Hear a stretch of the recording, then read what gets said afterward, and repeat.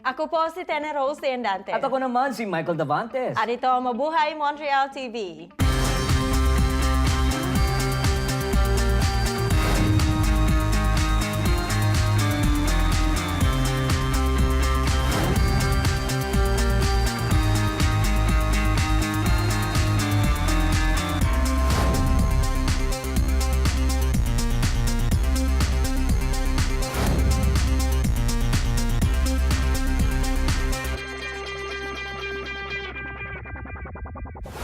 Kumusta po mga kababayan? Welcome po sa nag-iisang Pinoy TV show dito sa International Channel. So Tenny, marami pa rin sa ating mga kababayan ang gustong mangibang bansa. And unfortunately, marami rin sa ating mga kababayan ang naloloko sa ating mga kababayan na gustong makapag-abroad. Oo, isa na dyan na manluloko oportunista ay si Virgilio Dong Cabilan. Siya isang peke pala na recruitment agency. Ang unang hinihingi niyang pera ay para sa labor market opinion na yan ang unang pinaprocess kung ikaw ay papunta ng Canada. Yes, actually, meron siyang mga recruitment agencies dyan sa may Edmonton and Toronto, kaya't marami pong nagko-complain. Kaya po sa ating mga kababayan, siguraduhin lang po ninyo na accredited itong mga consultants. And actually, meron niyang website, Tenny. Ito ay ang Immigration Consultants of Canada Regulatory Council, kung saan nandoon ang mga accredited and licensed consultants. So i-check nyo po iyon. Kung nandun po ang consultant sa listahan na yon, malamang na hindi po kayo maluloko. Oo, paalala po sa ating mga kababayan, mag-ingat po, lalong-lalo na kung magka-process kayo ng papel. Hindi lang masayang ang iyong pera at pati na rin ang iyong oras. Yeah, and actually sa Pilipinas din, Tenny, 63 agencies ang isinara doon. Oo, sinara ng Philippine Overseas Employment Administration ang 63 recruitment agencies para na rin makita nila kung alin talaga dito ang karapat-dapat o lisensyadong mga ahensya. Yeah. So Tenny, sana ay matigil na itong mga kalokohan dahil nakakaawa naman ang ating mga kababayan. Magbabalik po ang MMTV.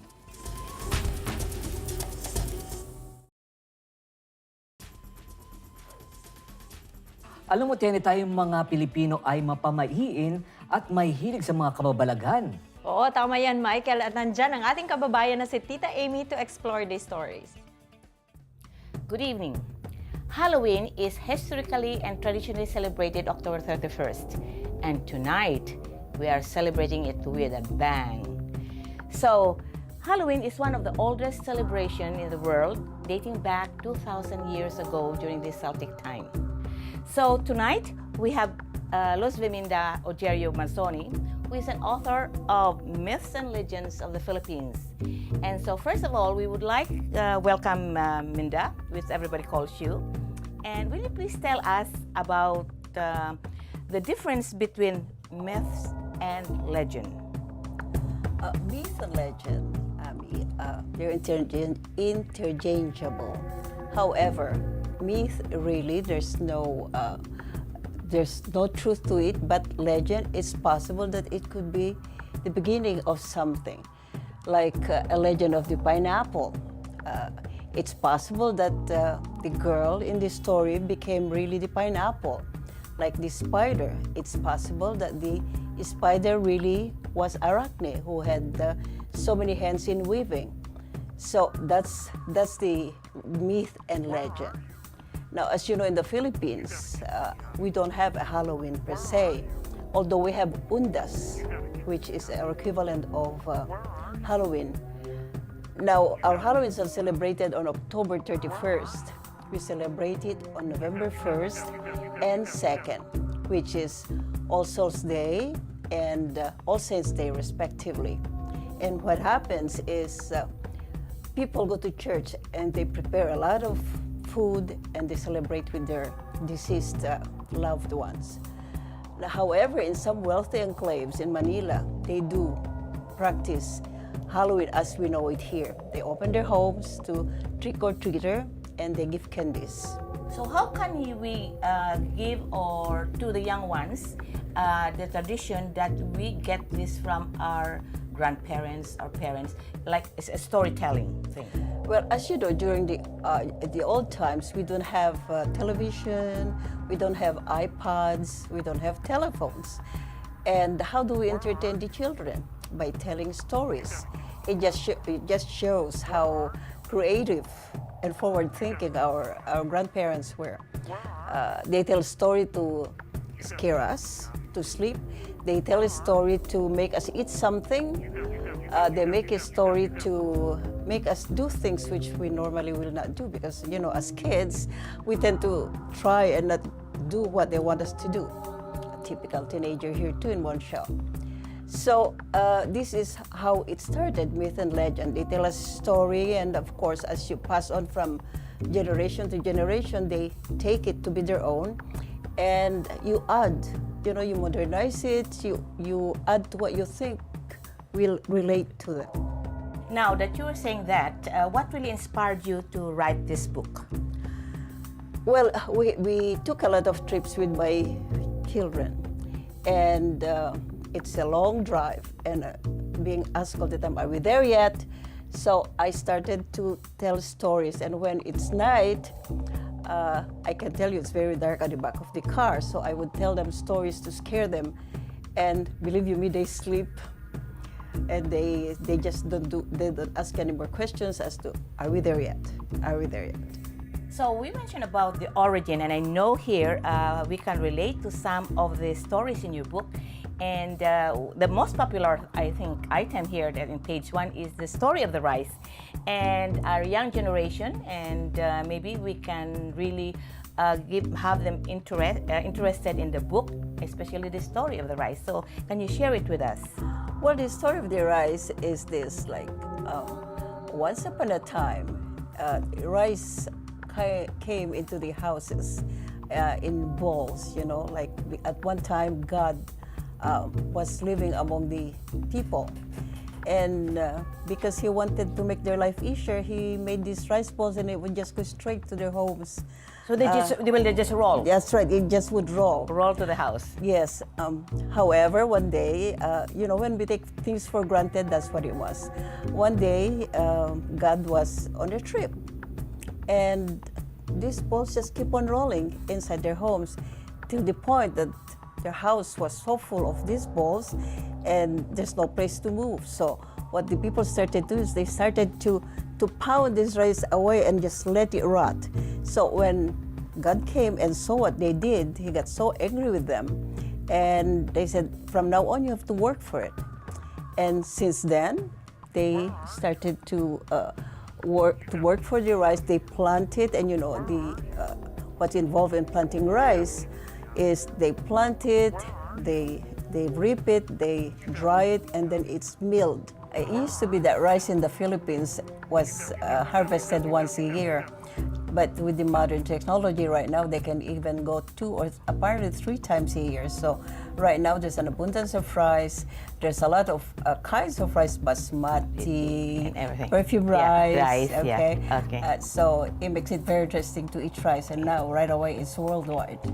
Now, the Filipinos have a rich heritage of myths and legend, and I remember that my grandmother used to tell stories about alamat or witches, and I would like to know, how can we preserve these myths and legend of heritage to our young ones?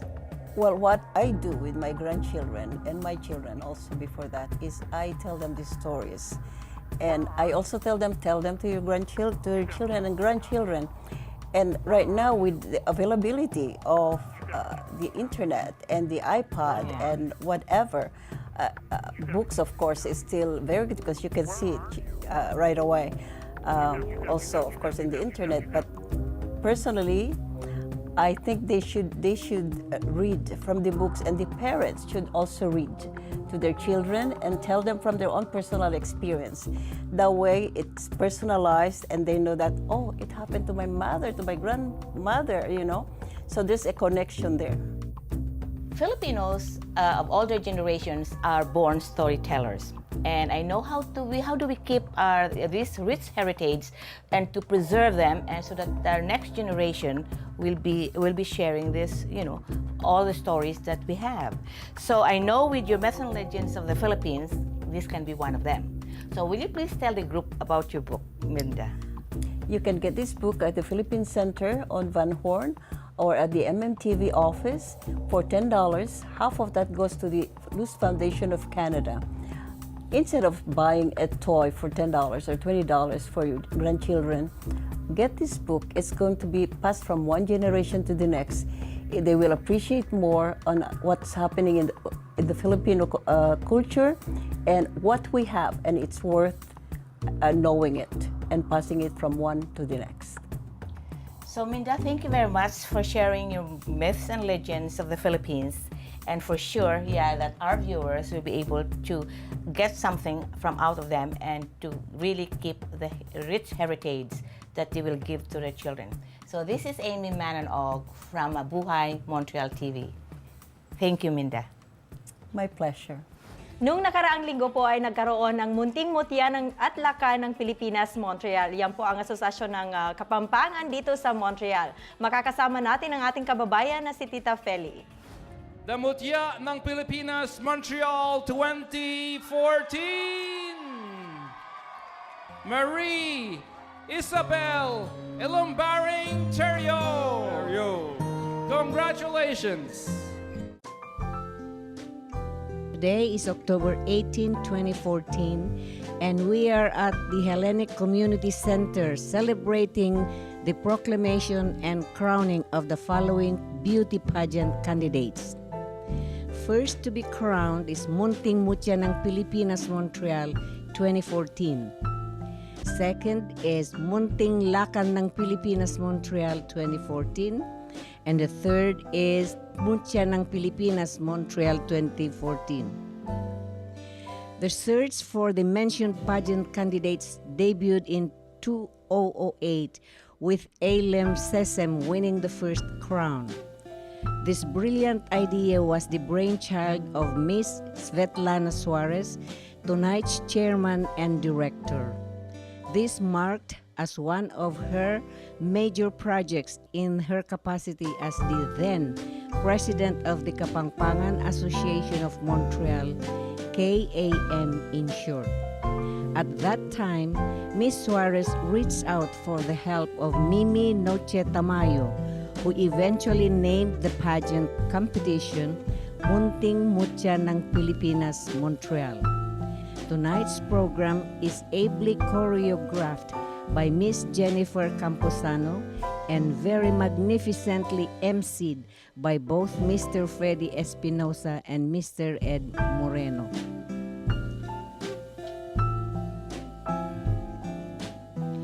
The party officially began with Miss Thea de la Cruz, Mutya ng Pilipinas, Montreal 2009, who gave a sensational rendition of the national anthems.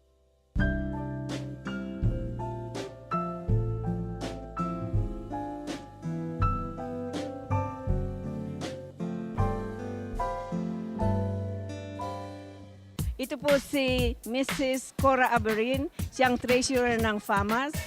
She represents FAMAS this evening. Marami siya pong katungkulan, pero matatanong natin, ang proceeds nitong fundraising pupunta sa angkop sa Pilipinas. Ano ba yung angkop?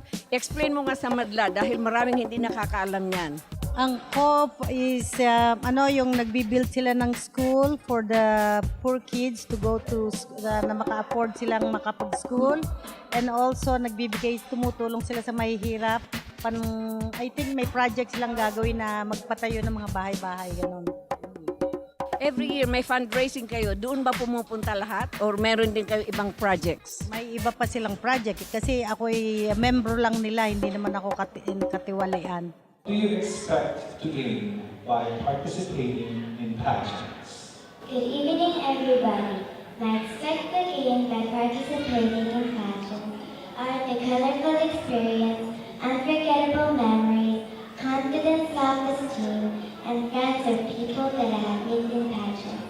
It's like in this pageant, going to the park, posing for Miss Photogenic, having confidence in myself, standing in the front of the judges, organizer, and all of you here, and to be with you all tonight.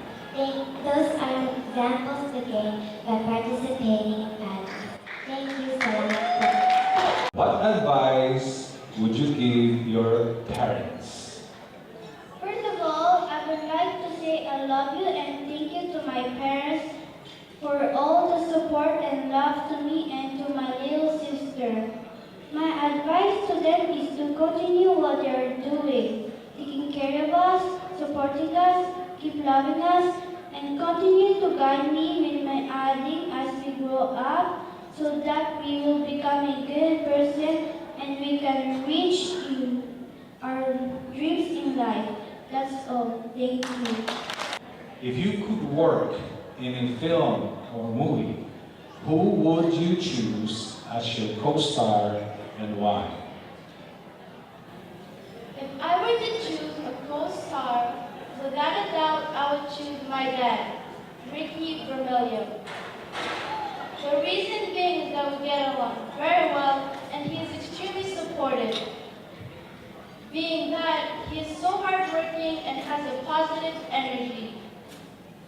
We work very well together, naturally, because not only is he my father, whom I look up to, he is also my friend. And who wouldn't want to work with a friend? Him and I make a great team, and we would make an even better movie. Thank you. Who or what inspires you the most and why?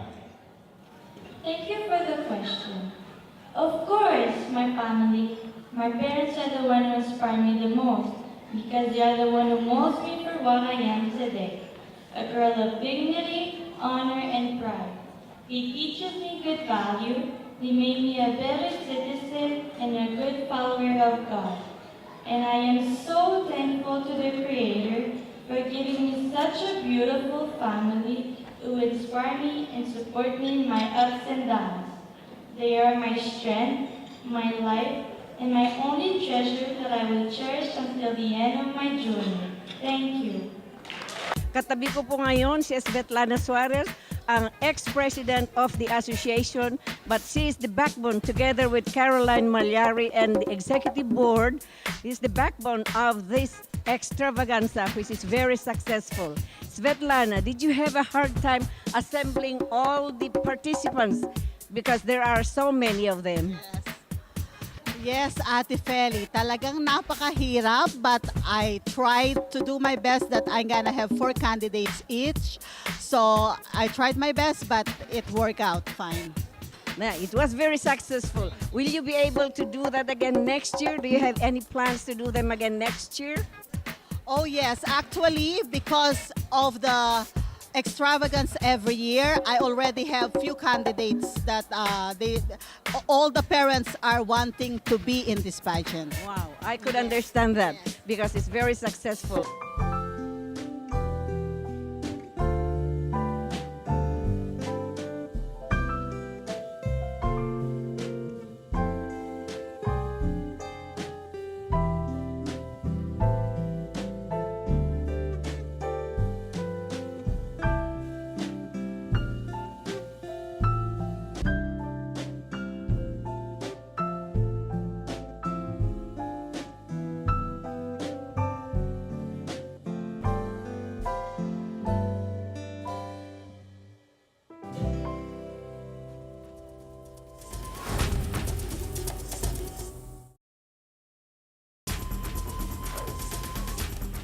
Ngayong malamig ng panahon ay masarap ang magsabaw. Nakasama ko si Sweet Amy para turuan tayo kung paano magluto ng isang masarap na soup. Welcome po sa kusina ni Sweet Amy at syempre po narito po ang nagniningning na si Sweet Amy. Sobra naman, Michael. Nagniningning talaga, ha? Eh bakit naman syempre ito pong si Sweet Amy ay shining star dahil award-winning cook ito na nagtrabaho sa iba't ibang bahagi ng mundo working for dignitaries and diplomats. Wow, it's so flattering, Michael. Ang iyong mga pinagsasabi. Flattering. Kasi talaga. Oo, flattering talaga. It's a privilege for us to have you in our program talaga. Well, isa rin pong malaking karangalan para sa akin ang ibahagi sa inyong lahat ang lahat ng aking mga natutunan sa iba't ibang kontinente ng mundo. So anong lulutuin natin ngayong gabing ito? Well, mga kaibigan, mga televiewers, ang aking pong ihahanda sa inyong gabi ay isang masarap at katakam-takam na soup. Ito po ay aking tinatawag na spinach with shrimp soup. Ay, magugustuhan yan tiyak ng mga Pilipino dahil mahilig kayo sa mga soup. di ba? Yes, kagaya ng ating pinaka-famous at number 1 at hindi magpapahuling sinigang. Sarap ng sinigang. Oo. Ang Saka- sinigang ay pwede ring isda at karne. Saka yung tinola. Yeah, tinola. At kung ito naman ay baka, ay the best ay nilaga. Di ba? Yeah, at saka, actually, ang munggo, di ba, is also soup. Yes, that Parang is lentil a soup siya. vegetable. Yeah, lentil soup. Kasi munggo is lentil. Yeah. And also, of course, magpapahuli ba naman ng goto at ang arroz caldo, di ba? Hindi Yeah. magpapahuli ang mga yan. Actually, yan ang paborito kong soup nung nasa Pilipinas ako. Yes. Especially Actually, after midnight, yung mga turo-turo, Yes. di ba, ang dami niyan? Pero ako, Michael, hindi ko yung tinatawag na soup. I call it comfort food. Yeah. Yeah. Kasi pag kinakain mo, masarap ang Yes, pakiramdam. that's true. Lalo na pag ito ay tagulan. Di ba? Oh, yeah. Diba? Siyempre. Okay. So, anong mga ingredients natin para sa lulutuin mo? Okay, for our spinach with shrimp soup for tonight, ang ating pong mga ingredients ay spinach, shrimp, a cup of milk, a cup of cream, finely chopped onion, crushed garlic, salt and pepper, at ang butter and oil. Kung walang spinach, kunyari, sa yung mga taga-Pilipinas, nanonood sa atin ngayon, meron bang pwedeng i-replace dyan? Siyempre, ang spinach, Michael, ay optional. Ganyan din ang shrimp. Sa shrimp, marami tayong pwedeng ipalit kagaya ng karne. Sometimes, pwede rin siguro ang mga fillet ng fish. And number 1, of course, ang pwede nating ipalit dito sa spinach ay ang malunggay.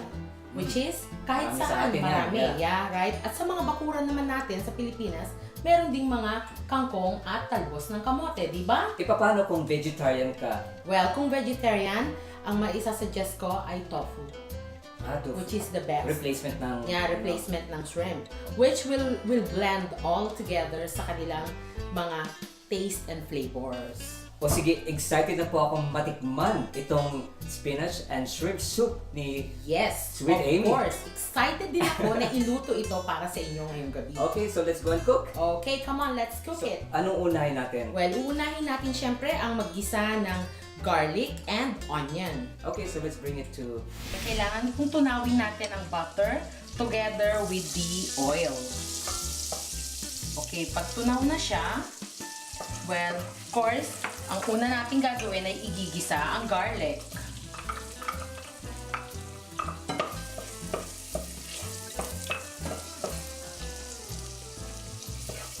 Okay, and then the onion.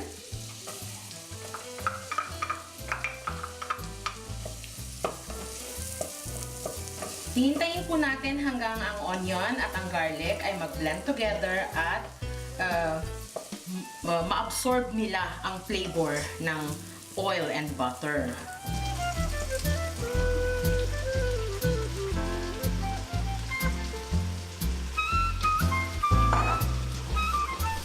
Haluin lang natin ang spinach hanggat ito'y lumambot. And then, pwede na nating ilagay ang shrimps.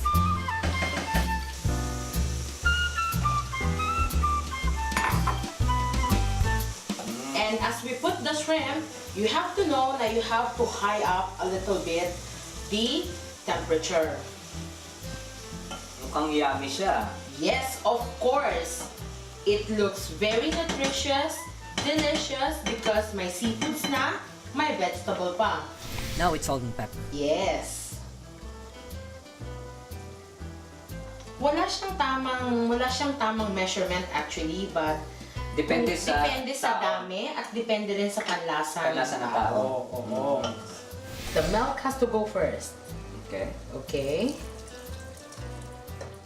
Okay, well done. Okay. Now that you pour the milk, you have to wait until it boils. The Okay. cream has to go last. Oh, okay. Okay. And now it's boiling. It's time to pour the cream. Ayan. Hintayin na lang natin na ito'y kumulo uli. Hanggang sa makita natin na malapot na, then it's ready to serve.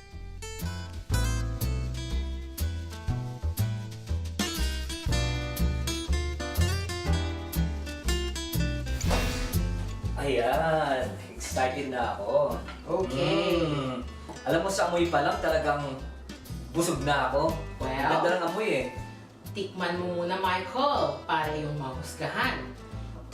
Of course, hindi nagtatapos dyan. Kailangan natin siyang i-garnish ng cilantro or coriander. Okay. So, kung meron tayong mga herb na cilantro or coriander, we can just simply cut a few. That's thyme. That's also another herb, but that doesn't blend with the taste of the shrimp and the spinach. Okay, so we can just chop it with our fingers and do it like that, and voila. Wow, We have a sarap. nice. Okay, so now ready na po tayo sa ating testing ng ating spinach shrimp I soup. can't wait to taste it. Go, Michael! Cheers! Grabe. Ang sarap sobra. Galing naman. Thank you very much. Well, Wow. mga kaibigan, ngayon pong gabi, isa lang po yan sa inyong natunghayan na recipe ko. Well, marami pa po akong may babahagi sa inyo. Kung kaya, inyo po kaming tutukan tuwing Biyernes ng gabi. Hanggang sa muli. Ito po si Sweet Amy, nag-iiwan sa inyo ng isang magandang gabi. Maraming salamat sa pagtangkilik sa aming programa. Na patuloy na naglilingkod sa ating mga kababayan. Muli po tayong magsama-sama. Dito sa MMTV.